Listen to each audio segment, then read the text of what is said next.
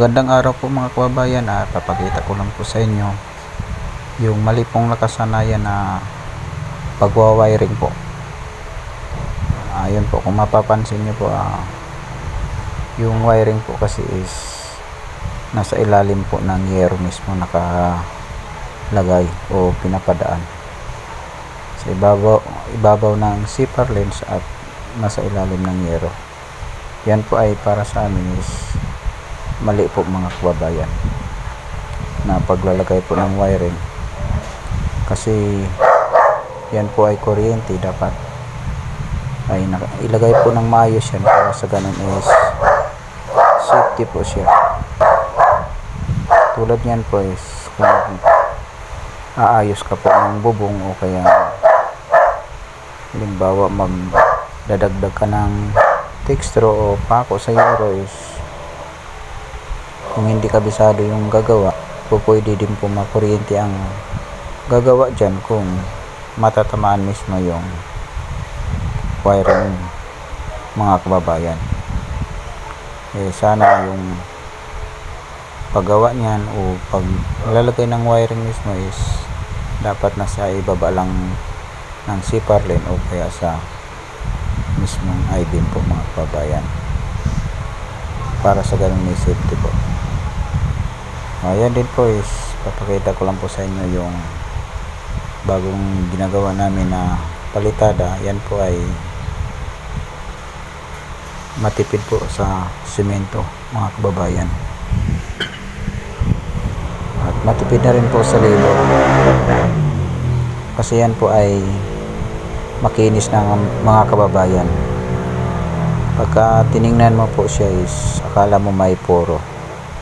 Yan po ay buhangin at semento lang po yan, pinapalitada.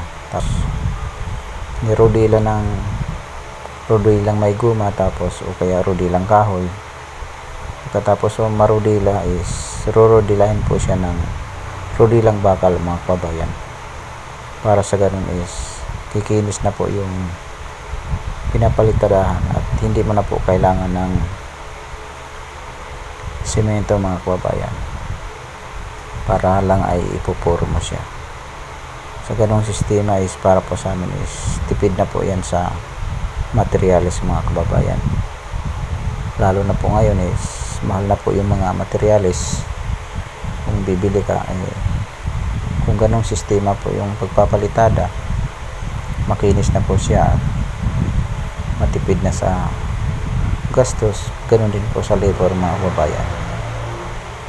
Sana may natutunan po kayo, lalo na po sa mga nagbabalak ng magpapapalitada sa bahay nyo. Pwede nyo rin po yung subukan mga kababayan. Lalo din po sa mga maso na gumagawa. Kung gusto po natin makatulong sa mga nagpapagawa is pwede nyo rin pong gagawin yan mga kababayan. Sasuggest nyo na rin po sa mismo nagpapagawa kung hindi nila alam.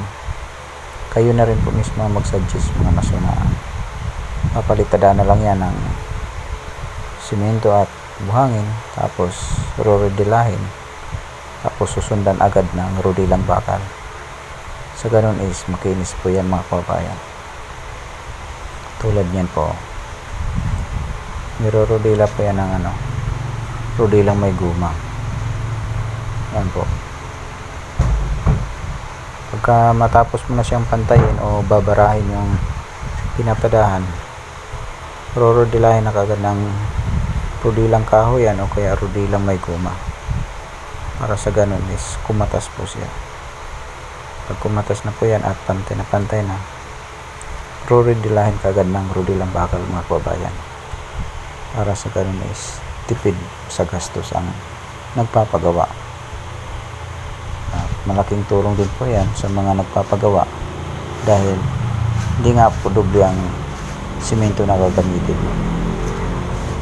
Yan po ay ginagawa na po namin palagi yan kapag kami po ay